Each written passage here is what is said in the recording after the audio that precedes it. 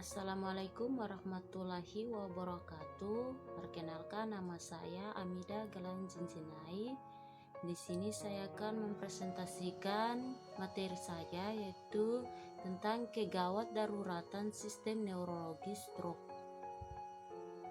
Pembahasan A. Definisi stroke menurut WHO adalah suatu gangguan disfusi neurologis akut yang disebabkan oleh gangguan peredaran darah dan terjadi secara mendadak dalam beberapa detik atau setidak-tidaknya secara cepat dalam beberapa jam, dengan gejala-gejala dan tanda-tanda yang sesuai dengan daerah vokal otak yang terganggu. Stroke merupakan penyakit neurologis yang sering dijumpai dan harus ditandai secara cepat dan tepat. Stroke merupakan kelainan fungsi otak yang timbul mendadak yang disebabkan karena terjadinya gangguan peredaran darah otak dan bisa terjadi pada siapa saja dan kapan saja. Stroke adalah cedera otak yang berkaitan dengan obstruksi aliran darah otak. B. Anatomi dan fisiologi. Sistem persyarafan utama manusia terbagi atas dua bagian, yaitu sistem syaraf pusat otak dan sistem syaraf tepi atau tulang belakang otak. Sistem syaraf pusat otak mempunyai 5 bagian utama, yaitu otak besar atau cerebrum, otak tengah atau mesencephalon, otak kecil atau cerebellum, sumsum sambung atau medulla oblongata, dan jembatan Farol. 2. Sum tulang belakang medulla spinalis. Pada penampang melintang sum-sum tulang belakang tampak bagian luar berwarna putih, sedangkan bagian dalam berbentuk kupu-kupu dan berwarna kelabu. Impuls sensori dari reseptor dihantar masuk ke sumsum tulang belakang melalui tanduk dorsal, dan impuls motor keluar dari sumsum tulang belakang melalui tanduk ventral menuju efektor.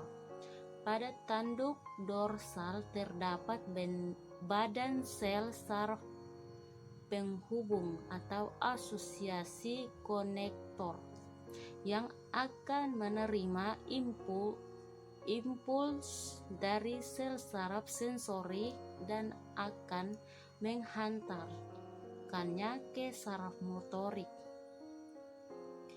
Saraf tepi dan aktivitas yang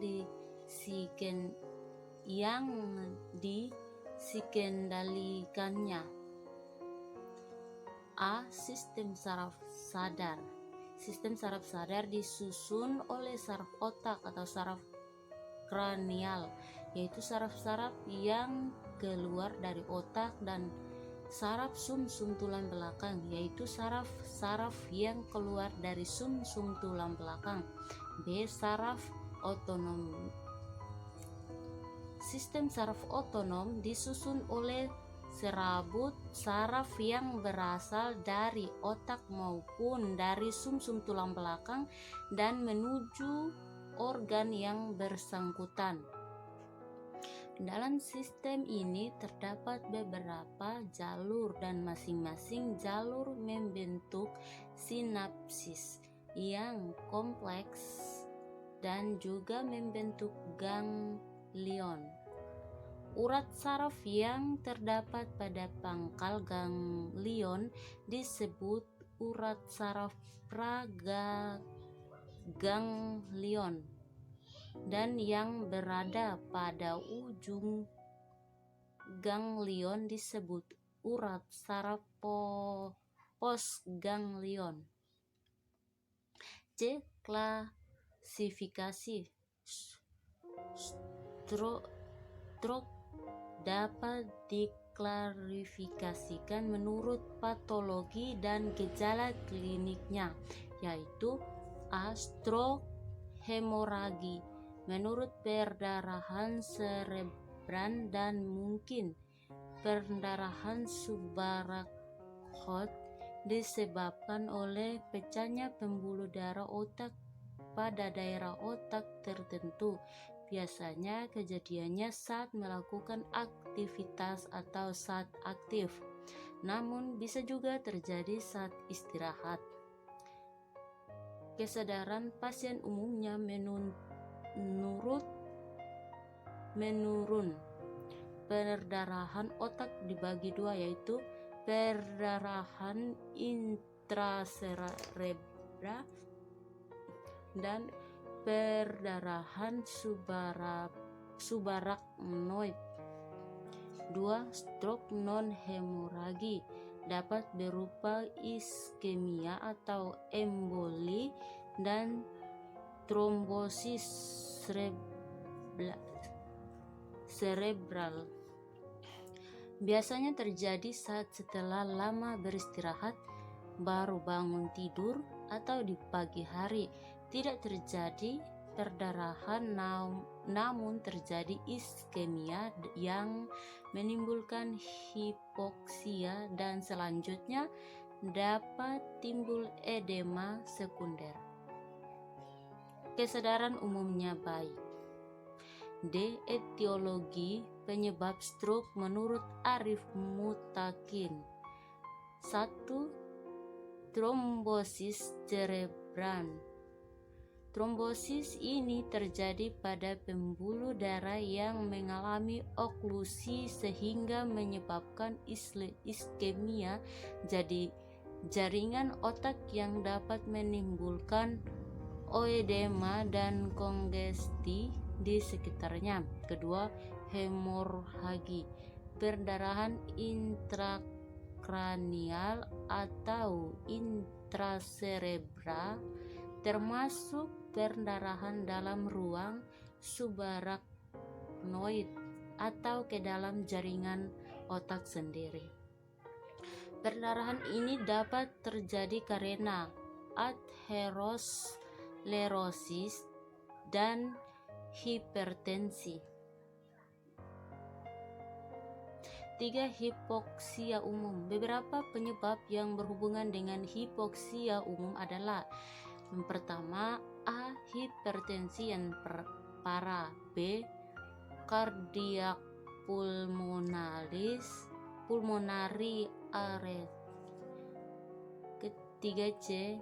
Kardiak output turun akibat aritmia. 4. Hipoksia terempat. Beberapa penyebab yang berhubungan dengan hipoksia setempat adalah: A. Spasme artery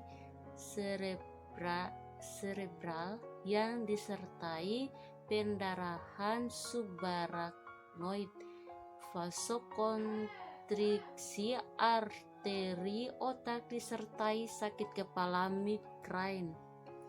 E. Tanda dan gejala stroke menyebabkan defisit neurologik bergantung pada lokasi lesi atau pembuluh darah mana yang tersumbat, ukuran area yang perfusinya tidak adekuat, dan jumlah aliran darah kolateral.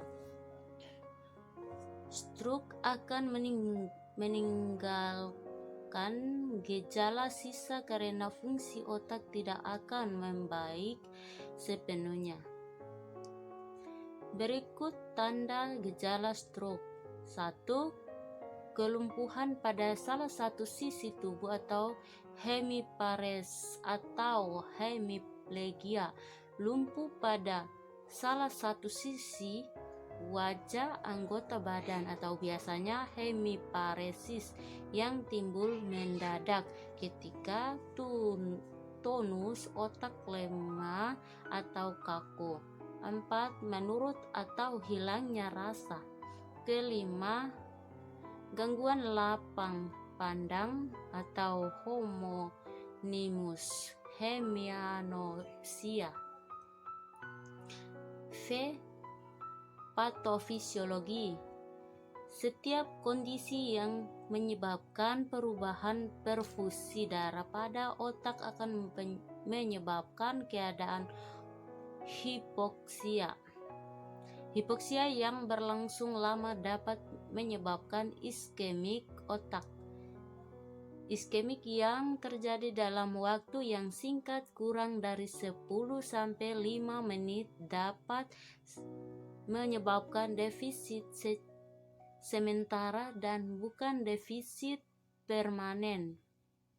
Sedangkan iskemik yang terjadi dalam waktu lama dapat menyebabkan sel mati permanen dan mengakibatkan infark pada otak.